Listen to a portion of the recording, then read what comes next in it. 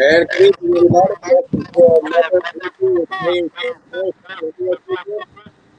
I can't hear you. You cannot hear me. I can now. Okay, good. I'll talk louder. So let's get right to where are you, by the way? I'm in the public parking lot. They are officially open. Oh, there you go. They That's will good be, news right there. yep, they will be open from 8 to 5 until we get power. Then they'll be back to normal business hours. So they're about to close right now. I just got a message that they were open. So I said I'd swing by to verify, and the manager just came out and said, yes, they are open. They close at 5 today, but they will be open again at 8 o'clock tomorrow until we get 8 to 5 every day until we get power back. All right. Well, that leads us right into the next question. Where are we on the power? Okay, so I the crews that are down here on the island, I saw a bunch of them together at the beach theater. So I stopped and talked and found the crew leader there, and he gave me some information. So what they've done is there's power obviously on some spots on San Carlos Island. There are 3 feeders that come to the island. Um, there's power going from the feeders to the island. They had an issue with one of the feeders that comes off the end of Buttonwood that comes underground into the Denora area. So they're working on fixing that switch back on the San Carlos side right now. They're working on Estero Boulevard, so they're flipping fuses on. If Estero Boulevard holds, they've got to do some switch work. And he said the reason that you see crews sitting there, it's not because they're not wanting to work. It's not because they're not on break. The switching part of it, I guess, gets done from FPL back on their computers.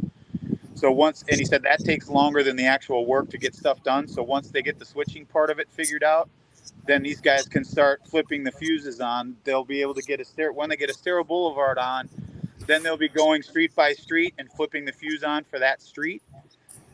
If it holds, they'll move on to the next one. If it doesn't, they'll go down and figure out what the problem is on that street, and they'll continue on as they're doing that. So he said, don't be shocked, again, no pun intended, that we might see some power yet today along Estero Boulevard, but he couldn't guarantee it. And he said they will be working through the weekend nonstop to get power back. I tried to press him to see if he could give me a specific time as to when we thought we would get it. I know he can't give me a specific time. I said, are we talking Monday, Tuesday, Sunday? He said we should be able to have power. He wouldn't commit to it, but he said by Monday we should be able to get some people up and running. Before then, hopefully sooner. Best I can give you. Okay, that was a long answer for I don't know but they're working on it, so we get it. Yeah. Well, So they're here. I've been watching them. I've been going up and down the last hour and a half or so. I've been watching them with the long poles reach up and flip the fuses. So cool.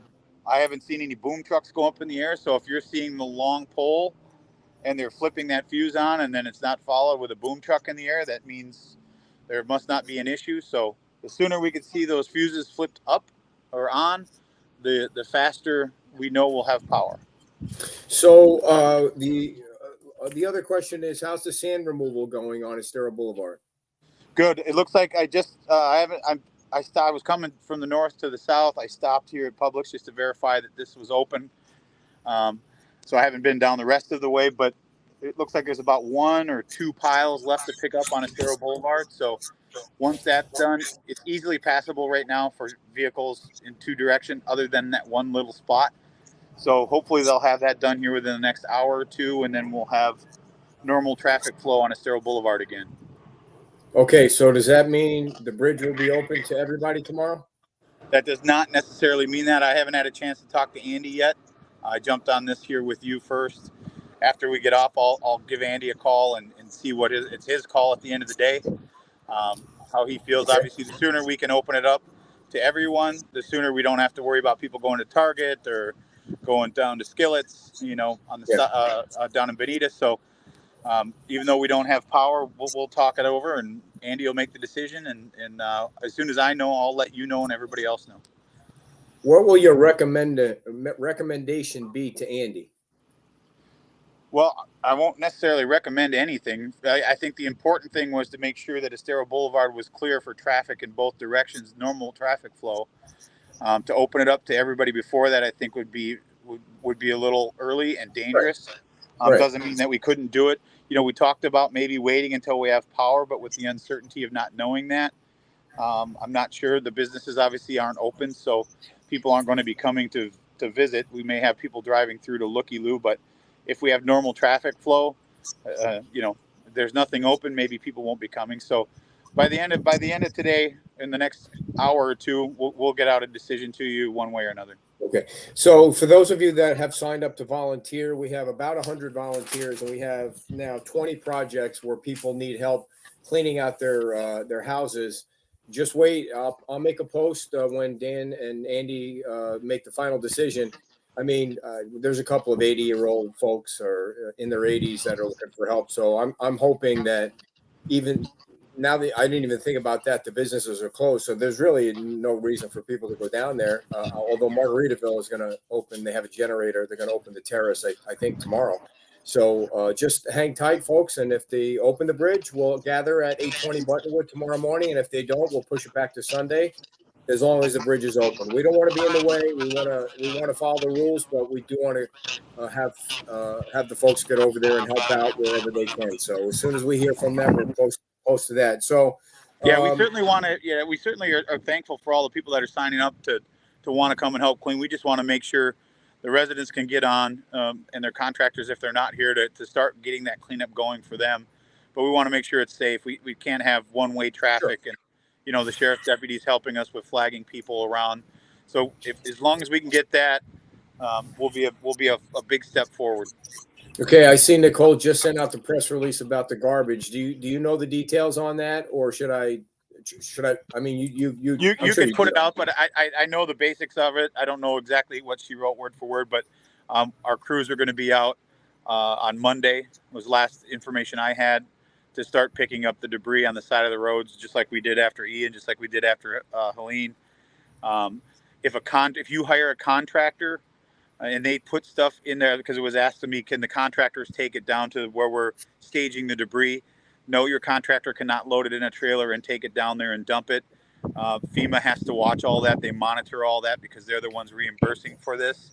So they monitor very closely what gets dumped there. So if you hire a contractor and they put it in their trailer, they cannot dump it on the side of the street. They cannot dump it over there.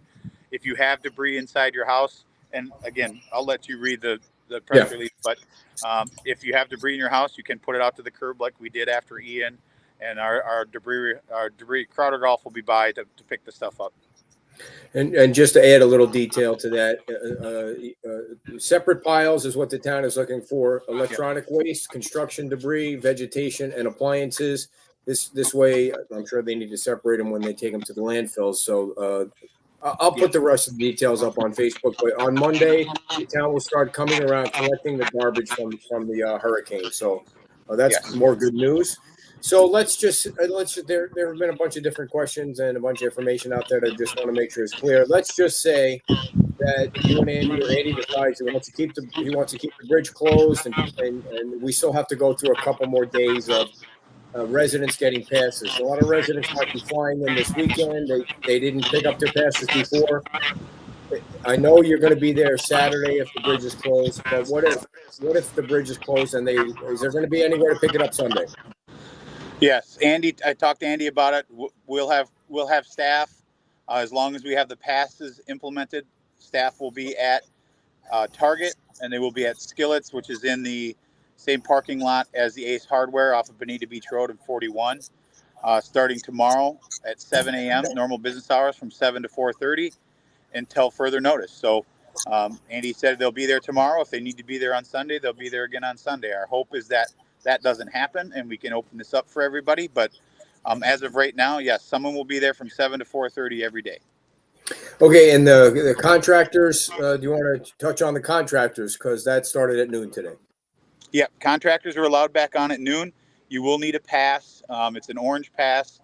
They'll ask you for your the name of the person or the house that you're working on, as well as the address. If you are a GC, meaning you're going to be doing construction, you're a licensed Florida contractor, providing your contractor number will be helpful as well. So those are the three things. If you have obviously some contractors, pool companies, they're not pool companies, but landscapers, things like that, don't necessarily have the same contractor number like a general contractor does. So you will need the name of the person that you're working on, as well as the address, and they will issue that orange contractor pass to allow you to get on the island. Oh, let's see. Mary asks, what do you And need that'll to show start us? at 7. That starts at 7 in the morning. Right now, Okay. curfew's still enacted from 10 p.m. to 7 a.m. Okay, I'll cross out the curfew question. Again, unless Andy decides to open the bridge at some point today, there is a curfew in effect tonight at 10 p.m. Yes, and I'm sure Andy is going to reach out to my fellow council members and ask them their input. He usually always does that before he makes a decision. So, Right. Okay, so Mary wants to know, what do you need to show as proof of residency? well, if you've got a driver's license, that works. If not, I think they would take, um, a utility bill, something to show that you own the house. If you're a contractor, I've had a contractor who it's his house, but it's in his mother's name. So in that case, obviously he's going to be the contractor doing the work. So he could provide the name, he could provide the address. They look it up via LIPA and send you on your way. From what I understand, it's been pretty smooth. Andy's been out there a couple times today. Uh, uh, is the South Bridge, No, okay. I just talked to Commissioner Sandelli, and I talked to Jesse Purdon, who's on the council in Bonita, and he said it's going to be a couple of days. I guess Bonita Beach Road is still a mess with sand. It's still impassable. So until Bonita gives us the green light that they feel comfortable and safe letting cars get through there, we aren't going to be able to get people on the south end of the island. We respect their decision, and we'll follow their lead. It's their city. Guys, it looks like a couple of you are having trouble with some kind of frozen screen. It looks like it's working fine for me, and then people are asking questions. So you just type in there whether or not you can see it fine. I mean, I haven't even seen Dan freeze up on his phone. So just let us know if it's us or if it's user error. If it's Holly, it's probably user error. I mean, Holly, she's using AOL still. Which Okay, Holly? good. Let's see what else we got. Okay, so you took care of the residents, you took care of the contractors, and then is there a business owner pass? And like, how do the business owners, again? I know I asked this last night, but employees of the business owner. They'll get so the business owners will get a contract pass. I think the best way is to kind of follow the pink shell model. They have a van that they carpool their employees in, so they have Oh, a cool. pass to get on. That does many things, and I think it's a great model. It keeps the excessive amount of cars coming onto the island, so they go off island, pick up their employees, and bring them on the island. It's saving vehicles and then drive them back off. They're using the Walmart parking lot, is my understanding. So you got the Walmart parking lot, you got the park and ride, things like that. I think that's the best. That's the best plan if you can do that. Like I said, it keeps the excessive amount of cars off the island, but businesses can get a contractor pass just like a contractor can and get on the island. I'll let you answer this one, even though I know the answer. Are the passes the same for the most recent hurricanes? It's the same. Yeah, you mean from 2 weeks ago? Yes. It's the Okay, same it's pass. not. If you got a pass after Hurricane Ian, it's the most current pass. It's that teal Okay, colored green one, and then the contractor ones are green. If you have an old pass, you could certainly take that with your ID and get it. If you got in one of the old purple ones or whatever colors they used in the past, I don't even remember them all. But if you take that in, you'll get that teal green colored pass. That is the most current one. Okay, so let's see. Do you know anything about? I saw a couple of questions about this, and I actually talked to Alex King because he was wondering anything about the fee. Let's say you're under the 50% FEMA rule, and then there's this 25% repetitive FEMA thing. Have you been seeing anything about that or hearing anything about that? I have not. I know I got to go back and brush up again. It's been a year or so since I really looked at the 50% rule and how that applies as far as permit to permit and repetitive loss. I'll have to get with Frankie and ask him about it. Okay, Jason, don't. That's not a definite no yet. We're waiting until Andy decides about the bridge before we. I think by 7 o'clock I'll have a post on. Okay, so you guys jinxed him. Now he's completely gone. We'll have a definitive answer for the cleanup tomorrow, for the volunteering tomorrow by about 7 o'clock. After we get off this interview and Dan pops back on, he's going to talk to Andy and they're going to decide about the bridge. If the bridge is open, we're all going to be meeting tomorrow morning at 820 Buttonwood. And speaking of 820 Buttonwood, they were giving out free meals today from World Kitchen. I just want to make sure it's World Kitchen, and they're also planning on having a food truck at 820 Buttonwood about I think 12 to 4, although they're going to confirm the time. So if you're in a house without any power, which is everybody that's in a house right now on the beach, unless you have a generator, you can go get a free meal from World Kitchen at 820 Buttonwood, and as long as you have your pass, you just go right on and off, and you'll be fine. So Yeah, I want to give go ahead, finish that, and then I'll go back. I just want to give a big shout out to Mary Torgerson, who set up those free meals with World Kitchen and 820 Buttonwood. I think they had like 500 free meals today. So I'm trying to get a confirmation on. No, they're done. They gave them all out. So tomorrow they're going to have a food truck there. So thank you to Mary from the Women's Club, and she's also a resident of Fort Myers Beach, for setting that up. Go ahead, Dan. I forgot to touch on it with the power. A couple suggestions that the crew guy gave me, which are very smart suggestions.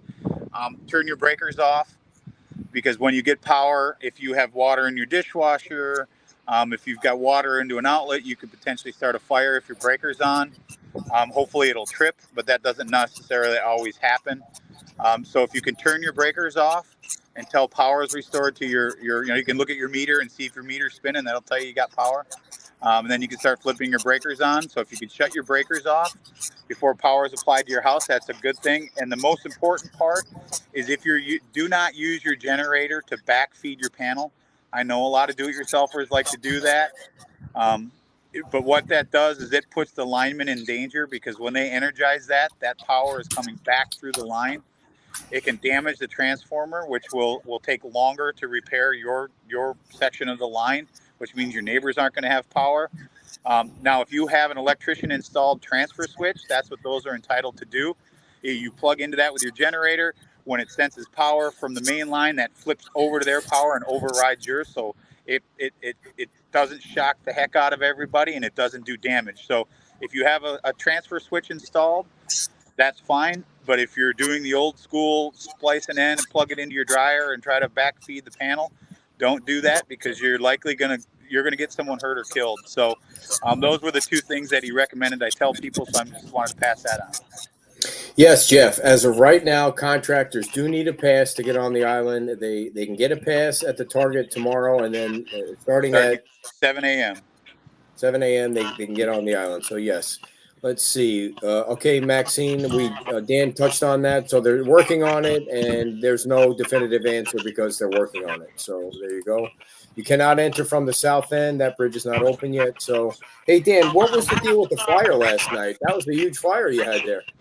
Yeah, I had just gotten back to the hotel, and of course we started seeing messages that there was a fire on Avenida Pescadora, and then we started seeing it was Avenida Pepita or Avenida Carnita, and so we're, of course, Megan and I are scrambling, like, and I'm panicking. I'm like, did I forget to turn the breakers off? What did I forget? Is it our house that's on fire? So we were scrambling to figure out if it was ours. I don't know the details as to what exactly. I heard it was they were barbecuing. I don't know exactly what started it or how it happened, but it was not our house. It was a house further down the street on the opposite side of the street. But yeah, I don't know any details about the fire. Just that it was a lot of black smoke. Okay, so I'm actually trying to get Albert to jump on here if he's watching, so maybe he can touch on that repetitive rule if he knows anything about it. So, hey, do you know anything about the 7-Eleven or the CVS yet? I talked to one of the head guys at CVS today. They're working on getting a generator down here. I've got his personal number now, so he and I are going to stay in contact. I told him I would let him know that they've got stores out all around Orlando, everywhere their stores are out. So he's working on getting a generator down here, hopefully in the next day or two, if we don't have power, to get that opened up for people. And I told him I would let him know if we got power before he got the generator. So they're working on it. Hopefully in the next day or two we'll have CVS open. The sooner we get power, the sooner that'll be open. But I'll keep people posted on that as we get power. So Jeff wanted to know if landscapers could get on. Do they count as contractors? Okay, yeah, so just tell me. They still got to get a pass. Yes, they still got to go get a pass and provide the address the owner and the address of where they're working. And so they just say, I'm going to Bob's house on Estero Boulevard, and I mean, there's really no proof that you can bring for a landscaper.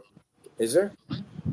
Well, the staff will look up quickly on LIPA who owns it. Once you give them the address, they're going to look it up. If the names Oh, don't okay. match, they're going to know that you're just making things up. So if you're going to try to beat the system, it's probably not a good idea. You're wasting time. But Gotcha. most What people about aren't trying to waste time. Most people are trying to truly come here and do work. So right?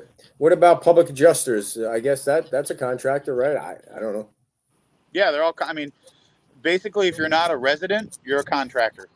Those are the only two passes we have. Right. Hey, did you hear or see anything about the beach school? A lot of people have been asking, was there any damage done to the beach school? And I didn't go over there at all when I was Yeah, there. well, as I was leaving town hall earlier today, I ran into Dr. Kohler, who was in the building. She said they took a couple inches of water. Sounds like the flooring is going to need to be replaced. They're going to need to get some fans in there. I reached out to Sam Fisher, who's on the board, the school board, and let him know that we have community members who are willing to come in and help. Obviously, there's legal and logistics and all that, insurance and all that stuff that's involved, but he's trying to help us through the process. I know the vice mayor has probably reached out and he's working on it, as well as John Koss. So we're trying to hit it from all angles to let them know that it's very, very important that the sooner they get in and remediate that flooring that has to come out of there, they won't need to necessarily then replace sheetrock and do all the things that go along with it. The faster you, as we all know, we're battle tested at this. The faster we get in and get that mess out of there, the less chance there's mold, and the sooner we can get those kids back in school. Yeah. So there's nobody knows yet if they'll be able to go back right away, or they're going to have to do that work first. It doesn't sound like they're going to be able to go back right away. The flooring, from what I have not been in there. This is just coming from Dr. Kohler. It sounds like the floor needs to be replaced and some cleanup and some fans need to be put in there before the kids will be able to get back in. So the sooner the school board can act and get that stuff cleaned out of there, the sooner we can get it dried up and get new flooring in and get the kids back home where they belong. All right. So, Maxine, there's if you don't have some kind of pass, you're not going to be allowed over there. And the LCSO, they were in two spots yesterday. They're out by I think they're out by one of the traffic lights with the bullhorn or the loudspeaker, making sure you have passes. And then at the bridge, they were checking passes. Now, I don't know that that's going to be the process every day, but if you get online without a pass until they open the bridge, you have probably zero chance of getting on. So I don't know if you work for Idle Construction in the sales department that you can get a pass. I mean, I think at some point it goes too far down the line where they're trying to keep traffic down to clear off Estero Boulevard. But I mean, I'm not trying to speak for the town, Dan. You're there. No, I think you pretty much covered it. It's if you've got a pass, you'll get on. If you don't, you won't. It's that simple. If you can carpool with someone, again, hopefully this will be mute by the end of today, or tomorrow morning, or the next. Once I get off the phone here, I'll reach out to Andy and see if he's reached out to the other council members to have a consensus on, what we all think, and then he'll make the ultimate decision on when to open the bridge up for everybody. But I know it's not going to be until we know Estero Boulevard is clear and safe for normal traffic flow. And folks, now's the time to ask your questions of the mayor. Even though he didn't shave, he does have a boatload of information today. I did. You keep breaking my. Never mind. But we literally at the last minute we threw everything we could fit inside our enclosed trailer. So my stuff is inside the trailer somewhere. Hopefully I'll be able to bring it home here when we get power in the next few hours or days, whatever it's going to be, and I can find it, and that way you could shut up a little bit. Dude, you were just in the Publix. You think you would have picked up a friggin' razor and some shaving cream and just shaved in the parking lot? I was not in Publix. I came by here to verify that they were open because I had heard that they were open, and when I got here, there was like 4 minutes left, and I have to come on and do your show, Ed. We got to make sure that you're happy, and just kidding. Yeah. We don't have to make sure you're happy. Okay. So I didn't have time, but that's a good idea. Maybe in the morning I'll run in there and buy something. How's that? Good idea. So as a homeowner, can I pick up a pass from my electrician? Pick up a pass from if you're a homeowner, why don't you have your resident pass? There we go. Good idea. All right, let's pull Albert in here. We're on the fly here, Albert. Hey, Albert. Hey, Dan. Somebody was asking about the repetitive loss percentage, and Alex called me, and it went flying over my head about the 50% and the 25%. Can you kind of put that out there, what that means? Yeah, so Earlier this year, the town updated their flood ordinances. It was something that's been going on for quite some time since the hurricane. So when they did that, they eliminated or redefined the definition of substantial damage. And there was wording in there before that within a 10-year period, if you had 25% damage to one time and then another 25% within 10 years, that equates 50%. So you basically are a substantial damage project and development can't be repaired. So that math also works in other jurisdictions, such as the first time you had 35%, the second time you had 15%, they both add up 10 years, then it'd be considered substantial damage. But the town got rid of that rule. They eliminated that process in their substantial damage definition. And I remember speaking about this either in an M&T meeting or an LPA meeting. This came up saying this is very beneficial because this allows people to do multiple 50% things, not have to worry about the repetitive loss from a building permit perspective from the town. Because every jurisdiction is different. The town made it more favorable for the people to rebuild after multiple storms without us even knowing we were going to have this crazy of a year. Okay. So good foresight on the town council and everyone, the LPA and everyone involved, because that helps people. So Albert, what should residents do to understand this? Where do they go to understand it? I can send you a little snapshot of the substantial damage definition from the ordinance 24-03 from this year. That was passed earlier this year. That explains what I'm saying. You'll see the strikeout. That means that language was eliminated. Okay. But it's on a case-by-case basis because it gets a little tricky. We've had clients on the beach now for commercial and residential that have to kind of navigate this process. So, for example, if you have an active permit open right now from Ian and you're still remodeling and you're at 49% damage before, but now you have incurred additional damage, that may put you over to 50% on the currently active permits. Oh boy, what a nightmare! If you open a permit for Helene and you're at 49% or even 25%, you have another, so it complicates matters. So if you did Ian, fixed it, closed all those permits, and everything's been perfectly fine, and you have to go through this process again, that's a new application, new process. That means you have the whole 50% to work with again. So It's literally a case-by-case basis. Yeah, I'm glad you clarified that, and because that's a very important point that you said about an open permit. You're still within that first 50%, and I think that's where people, and I think also people don't understand that with every new state of emergency, which we have 5 now, depending on your permit, you still have to do the cost analysis sheet that everyone has to do. Whether you need a permit or not, you still need to fill out that cost form. Right. So if you're doing something that doesn't require a permit, the town is still going to require you because it's a requirement of FEMA to have that on record of the amount that you're spending to do that repair. Okay, and folks, be aware that FEMA is on the island. When we were driving around the other day, we did see a FEMA representative. They don't identify themselves with big black jackets like the FBI does, but they are on the island. They are looking around and they are taking pictures. So, they will not confront you. They will take that information and send it to the town and say, "Why are you not handling this?" That's how it works.